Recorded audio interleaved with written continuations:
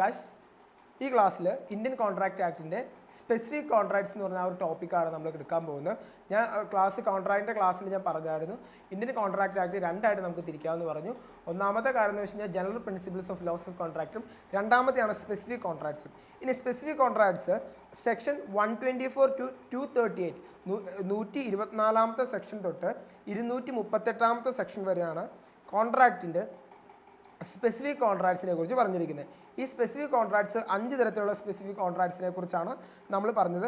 ഇതിനെക്കുറിച്ച് കൂടുതലായിട്ട് ഡീറ്റെയിൽ ആയിട്ട് നിങ്ങൾ പഠിക്കേണ്ട കാര്യമില്ല. ഡെഫിനേഷനും അത് ഡെഫിനേഷൻ വരുന്ന ഏത് സെക്ഷനാണെന്ന് മാത്രം പഠിച്ചാൽ മതി. ഒന്നാമത്തെ കാര്യം contract of indemnity. Contract of indemnity, രണ്ടാമത് ഗ്യാരണ്ടി, മൂന്നാമത് ബെയിൽമെൻറ്റ്, നാലാമത് പ്ലെഡ്ജ്, അഞ്ചാമത് ഏജൻസി. ഇതുപോലെയുള്ള 5 സ്പെസിഫിക് കോൺട്രാക്ട്സിനെ കുറിച്ചാണ് ഇന്ത്യൻ കോൺട്രാക്ട് ആക്ടിൽ പറഞ്ഞിരിക്കുന്നത്. ആദ്യമായിട്ട് നമ്മൾ ഓരോന്ന് പഠിക്കാൻ പോവുകയാണ്. ഒന്നാമത്തെയാണ് കോൺട്രാക്ട് ഓഫ് ഇൻഡെമിനിറ്റി. എന്താണ് contract of indemnity? Section 124 contract of ഇൻഡെമിനിറ്റിനെ ഡിഫൈൻ ചെയ്തിരിക്കുന്നത്. A contract by which one party promises to save the other from the loss caused to him by the conduct of the person himself or by the conduct of any other person is called contract of indemnity. അതായത് നമ്മൾ compensate ചെയ്തോളാം. അതായത് ഇപ്പോൾ ഒരു example പറയുകയാണെങ്കിൽ, എൻ്റെ വീട് പെട്ടെന്ന് എൻ്റെ കമ്പനി പെട്ടെന്ന് കത്തി നശിച്ചു. ആ കമ്പനിക്ക് എന്ന് വെച്ച് കഴിഞ്ഞാൽ എനിക്കപ്പോൾ ഭയങ്കര ഒരു ലോസ് ഉണ്ടായി. സോ എന്ത് ചെയ്തു, എനിക്കൊരു ഇൻഷുറൻസ് ഉണ്ടായിരുന്നു. ആ ഇൻഷുറൻസ് വെച്ചിട്ട് എന്ത് ചെയ്യുന്നു, എനിക്ക് മതിയായ ആ ലോസ് എനിക്ക് സഫർ ചെയ്യേണ്ടി വന്നില്ല. സോ എന്ത് ചെയ്യുന്നു, ആ ഇൻഷുറർ എന്ത് ചെയ്തു, ഇൻഷുറൻസ് ഏജൻസി എൻ്റെ ആ ഒരു കമ്പനിയുടെ ലോസിനെ കുറിച്ചുള്ള കാര്യങ്ങളൊക്കെ ഡീൽ ചെയ്തു പോയി. സോ അതാണ് പറയുന്നത്.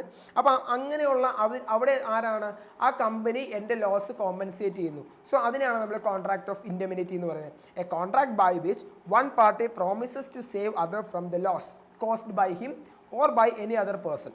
അതായത് അയാൾ പറയുന്നു, ഞാൻ എന്താ പറയുക, ഞാൻ രക്ഷിച്ചു കൊള്ളാം അല്ലെങ്കിൽ ഞാൻ സേവ് ചെയ്തുകൊള്ളാം താങ്കളെ എന്ന് പറയുന്ന ആ ഒരു പ്രൊവിഷൻ, അതിനാണ് നമ്മൾ ശരിക്കും കോൺട്രാക്ട് ഓഫ് ഇൻഡെമിനിറ്റി എന്ന് പറയുന്നത്. സെക്ഷൻ 124 പറയുന്നത്. ഒന്നുകൂടി ഒന്ന് ഓർത്ത് വയ്ക്കുക.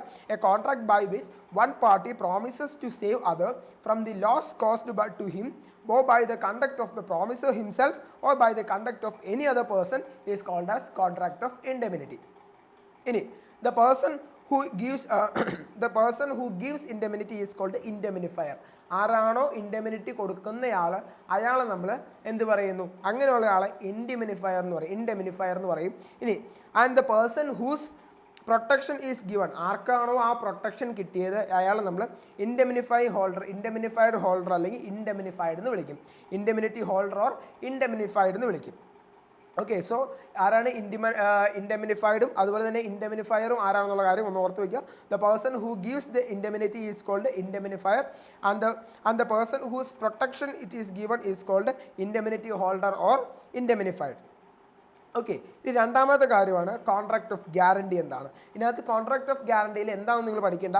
ഗ്യാരണ്ടി എന്താണെന്ന് പഠിക്കുക, ഷുവർട്ടി എന്താണെന്ന് പഠിക്കുക, പ്രിൻസിപ്പൽ എന്താണെന്ന് പഠിക്കുക, ഡെപ്റ്റർ എന്താണെന്ന് പഠിക്കുക, ക്രെഡിറ്റർ എന്താണെന്ന് പഠിക്കുക. ഈ കോൺട്രാക്ട് ഓഫ് ഇൻഡെമിനിറ്റിയുടെ കാര്യം പറയുമ്പോൾ അവർ 2 ആൾക്കാരുണ്ടായിരുന്നുള്ളൂ, ഇൻഡെമിനിഫയറും ഇൻഡെമിനിറ്റി ഹോൾഡറും ഉണ്ടായിരുന്നുള്ളൂ.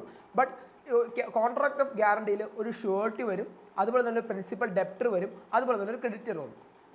അതായത് ഇപ്പം ഞാൻ ഒരാളുടെ നിന്ന് പൈസ മേടിക്കുക, ഒരു 10,000 രൂപ മേടിക്കുകയാണ്.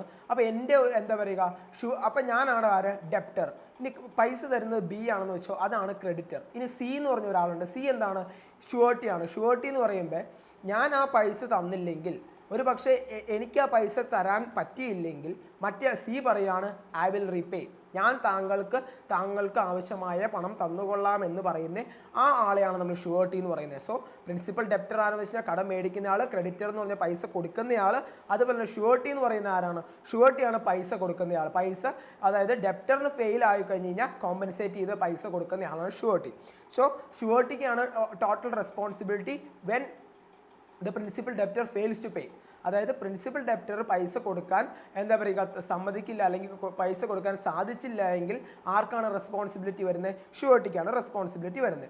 ഓക്കെ, അപ്പോൾ അത്രയും കാര്യങ്ങളാണ്. ഞാൻ ഈ സെക്ഷൻ ഒന്നുകൂടി ഒന്ന് വായിക്കാം. The contract of guarantee, surety and principal debtor and creditor. A contract of guarantee is a contract to perform the promise or discharge the liability of a third person in case of his default. The person who gives the guarantee, the person who gives that guarantee is known as in case of his default is known as surety.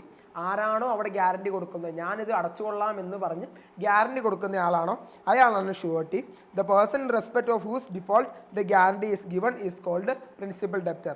ആർക്ക് വേണ്ടിയാണോ ആ പൈസ കൊടുത്ത് അയാളെയാണ് നമ്മൾ principal debtor എന്ന് പറയുന്നത്. ഇനി and the person to whom the guarantee is given is called creditor.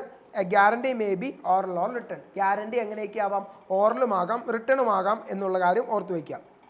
ഇനി അതിനകത്ത് പറയാനുള്ള ഏറ്റവും വലിയ ഇമ്പോർട്ടൻ്റ് ആയ ഒരു കോൺസെപ്റ്റാണ് കോൺട്രാക്ട് ഓഫ് ഇൻഡെമിനിറ്റിയിൽ കൺസിഡറേഷൻ ഇല്ലെങ്കിൽ അത് വോയിഡ് ആവും. A guarantee without consideration is void. അത് സെക്ഷൻ 127 പറയുന്നത്. Consideration four guarantee anything done or any promise made for the benefit of the principal debtor may be sufficient consideration on the surety for giving the guarantee. അതായത് guarantee കൊടുക്കാനുള്ള consideration എന്ന് പറഞ്ഞാൽ ഏതെങ്കിലും ഒരു sufficient ആയുള്ളൊരു കാര്യമായാൽ മതി. അത് mention ചെയ്തിരിക്കുന്നത് section 127 A guarantee without, ഇതൊന്ന് ഓർത്ത് വെച്ചാൽ മതി, A guarantee without consideration is void. ഇനി അടുത്തതാണ് സെക്ഷൻ 128 പറയുന്നത് ഷുവർട്ടീസ് ലയബിലിറ്റി ആണ്. ഷുവർട്ടിയുടെ എപ്പോഴൊക്കെയാണ് ഷുവർട്ടി ലയബിൾ ആവുന്നതെന്ന് പറയുന്നത് section 128 the liability of the surety is coextensive എന്നാണ് പറയുന്നത് with the principal debtor. Principal ഡെപ്റ്ററിൻ്റെ അതേ ലയബിലിറ്റിയാണ് ആർക്ക്, ഷുവർട്ടിക്ക്. Why? Because if principal debtor fails to pay he have the surety have the total responsibility to repay him. അതാണ് ഉദ്ദേശിക്കുന്നത്.